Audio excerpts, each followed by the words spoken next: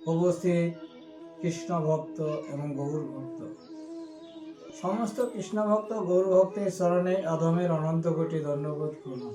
আপনাদের আতুল চরণে অধমের একটু জায়গা করে দিন। কৃপা করে আপনারা একটু আশীর্বাদ করবেন, ভাগবত কথা কৃষ্ণ কথা যেন আপনাদের সামনে পরিবেশন করতে পারি। অনেক ভুল ত্রুটি হবে, কৃপা করে আপনাদের আপনজন বৈষ্ণব জ্ঞানে ক্ষমা করবেন। জয় রাধে। আজকে আমরা যে কথাটা আলোচনা করব কৃষ্ণ কথা, হরিদাস আজকে নামের মহিমা প্রকাশ করেছিলেন জগৎ মাঝে। হরিদাস আপনাদের এমনই ভক্ত যে হরিদাসের কথা মহাপ্রভু পঞ্চমুখে বলেও সারতে পারেনি। আজকে সেই হরিদাসের জীবনী আমরা যদি লক্ষ্য করি, দাপর যুগ থেকে হরিদাস ছিলেন সৃষ্টিকর্তা ব্রহ্মা। নন্দ মহারাজের ছেলে ভগবান শ্রীকৃষ্ণ রাখালগণদের নিয়ে গোচারণে ধেনুচারণ করতে। সবাই বলছে নন্দ মহারাজের ছেলে কৃষ্ণ সাধারণ মানুষ নয়, সে ভগবান। সৃষ্টিকর্তা ব্রহ্মা ভাবলেন নন্দ মহারাজের ছেলে কৃষ্ণ যদি ভগবানই হবে, তাহলে কেন রাখাল বালকদের সঙ্গে গোচারণে ধেনুচারণ করে। তাই ব্রহ্মা ভগবান শ্রীকৃষ্ণকে পরীক্ষা করার জন্য মায়াবশে ছলনা করে সমস্ত গোবর্ষ ধেনু হরণ করে এই গোবর্ধন গুহার নিচে তাদের লুকিয়ে ভগবান শ্রীকৃষ্ণ দেখছে গোচারণে একটা ধেনু নেও, রাখাল বালক নেই। কিন্তু এখানে লক্ষ্য করুন, গোপীগণ রাখাল বালকদের কৃষ্ণের সঙ্গে গোচারণে পাঠাতেন। আজকে যদি ভগবান শ্রীকৃষ্ণ গোচারণ হতে একা ফিরে যায়, গোপীগণদের কি বলবে? তাই নিজের অঙ্গ হইতে সমস্ত রাখাল বালক ধেনু বৎস সৃষ্টি করলেন।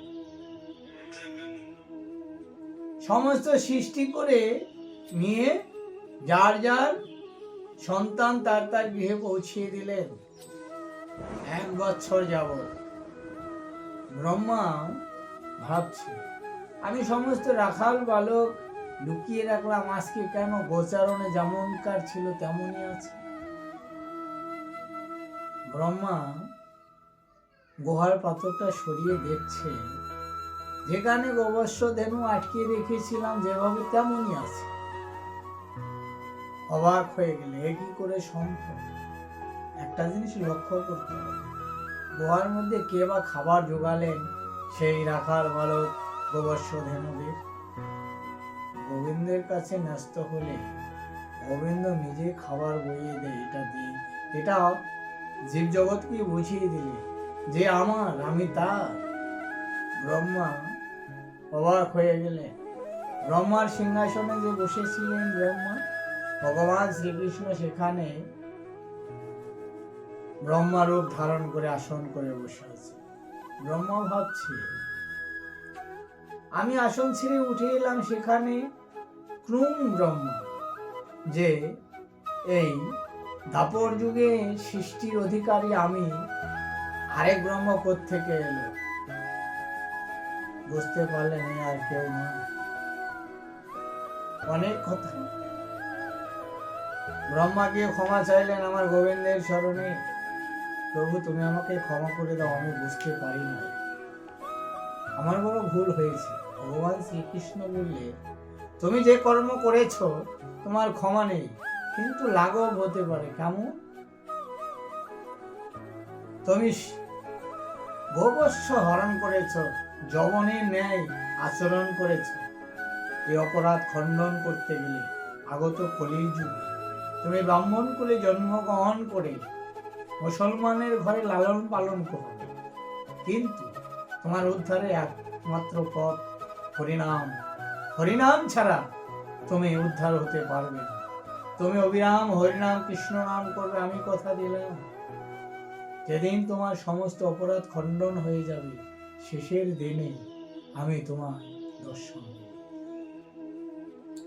সেই ব্রহ্মা কলির যুগে হরিদাস হয়ে জন্মগ্রহণ করলেন। হরিদাসের জীবনী কেমন জানো?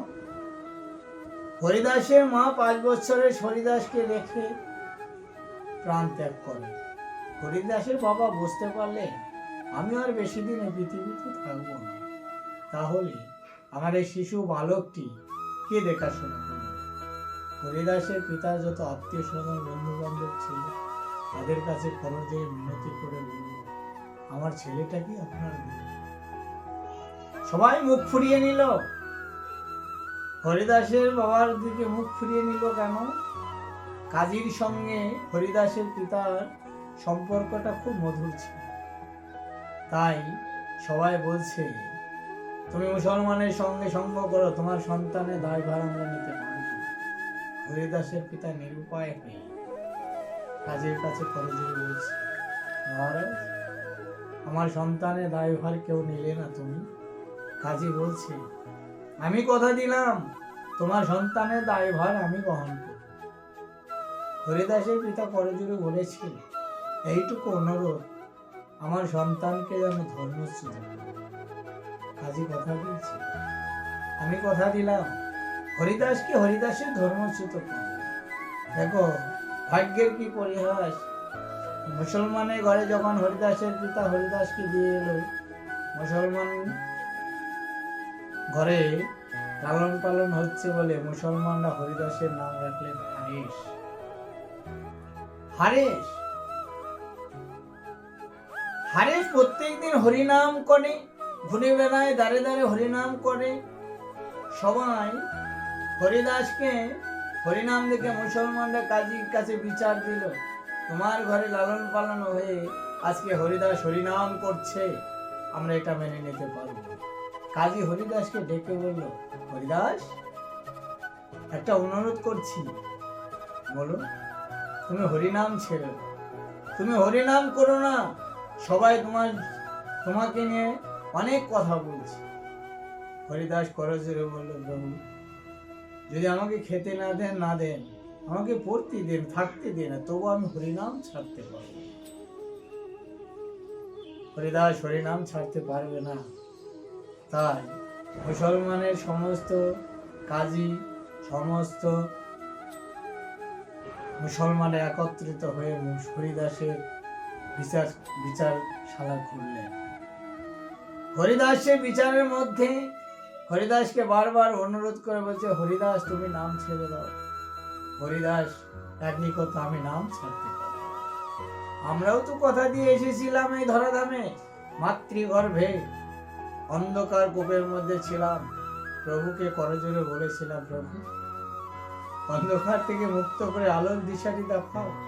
আমি কথা দিলাম আমি ভূমিষ্ঠ হয়ে শুধু তোমার নাম গুণগান করব। দেখো ভূমিষ্ঠ হয়ে আজকে সমস্ত কথা বলি হরিনামবিহীন, কথা দেওয়া কথা রাখতে পারছি না বলে সংসার মাঝে তেতাব জ্বালায় জর্জরিত। কারো সুখ নেই, সবার মধ্যেই কিছু না কিছু অশান্তি।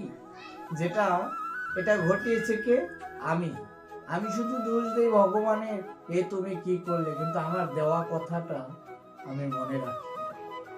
আজকে হরিদাস নিজের দেওয়া কথাটা সেই প্রভুকে, ভগবান শ্রীকৃষ্ণকে কথা দিয়ে কলির যুগে জন্মগ্রহণ করে আজকে দেওয়া কথাটা ভুলেনি।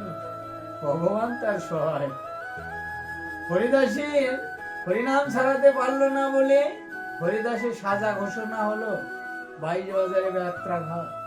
আজকে 1 বাজারে ব্যত্রাঘাত করলে মানুষ বাঁচে না, 22 বাজারে ব্যত্রাঘাত করলে কি করে বাঁচবে? শুধু তাই নয়, হরিদাসকে সাজা দেওয়ার জন্য দুজনকে পাঠানো হলো। তাদের বলছে হরিদাসের নাম না ছাড়াতে পারলে তোমাদের গর্দান যাবে, তোমাদের সংসার ভেসে যাবে। হরিদাসকে নিয়ে এরা বাজারে আঘাত করতে লাগলেন। হরিদাসকে যতই আঘাত করে হরিদাস হরিবোল বলে ডেকে ওঠে। যারা আঘাত করছে তারাও আর সইতে পারছে না। হরিদাসের দেহ থেকে রুধির ধারা, রক্তের ধারা বয়ে যাচ্ছে, হরিদাস নাম ছাড়তে পারছে না। হরিদাস ঈশ্বরের কাছে ক্ষমা চাইছে, এদের ক্ষমা করে দাও, এরা তো জানে না এরা কি অপরাধ করছে, তুমি এদের ক্ষমা করে দিও, এরা অবুঝ। দেখো ভক্তির কি মহিমা। আজকে আমাদের কেউ যদি দুটো কটু কথা বলে আমরা কত অভিশাপ করি, কত আঘাত দেই, আর মুখে বড় বড় কথা বললে তো হবে না। ক্ষমাই হলো পরম ধর্ম। আজকে সাধু সঙ্গ সৎসঙ্গ যতই করো না কেন, যতই কৃষ্ণ নাম করো না কেন, ক্ষমাশীল যদি না হতে পারো, গোবিন্দের কৃপা কোনোদিনই মিলবে না। আজকে হরিদাসকে মারছে, হরিদাস ভগবানের কাছে ক্ষমা চাইছে। যখন বাড়ি বাজারে ব্যত্যাঘাত করছে, হরিদাস হরিবোল বলে উঠছে। যারা মারছে তারাও আর সহ্য করতে পারছে না। হরিদাসকে বলছে, হরিদাস তুমি নাম ছেড়ে দাও। হরিদাস বলছে, তোমরা তো আমাকে এভাবে নাম ছাড়াতে পারবে না। যদি আমাকে নাম ছাড়াতে হয়, মৃত্যু কোলে ঢুলে দিতে হয়, তাহলে আমার সঙ্গে হরিনাম করো। আজকে দেখো মুসলমান, তারা হরিনাম ছাড়াতে এসছে। হরিদাসের কথা শুনে মুসলমানকে হরিনাম করতে বলছে। এটা কি করে সম্ভব? ভক্তের মুখের কৃষ্ণ কথা শ্রবণে একজনের দয়া হবে, বলছে নে।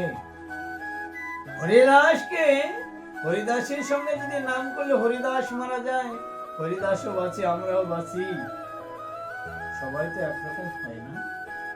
তাই আজকে নামের মহিমা প্রকাশ করলে শুধু হিন্দু জাতি নয়, মুসলমানদেরও হরিনাম করালেন হরিদাস। আজকে হরিদাসের মুখের নাম শুনে মুসলমান হরিবোল হরিবোল বলে উঠল। হরিদাস বাহ্য জ্ঞানহীন হয়ে বলবে। হরিদাসকে সাজা দেওয়ার পর বলেছিল, হরিদাসকে মাটিতে পুঁতা যাবে না, আগুনে পোড়ানো যাবে না, হরিদাসকে জলে ভাসিয়ে দিও। হরিদাসে হাতে পায়ে দড়ি বেঁধে গঙ্গায় ভাসিয়ে দিল।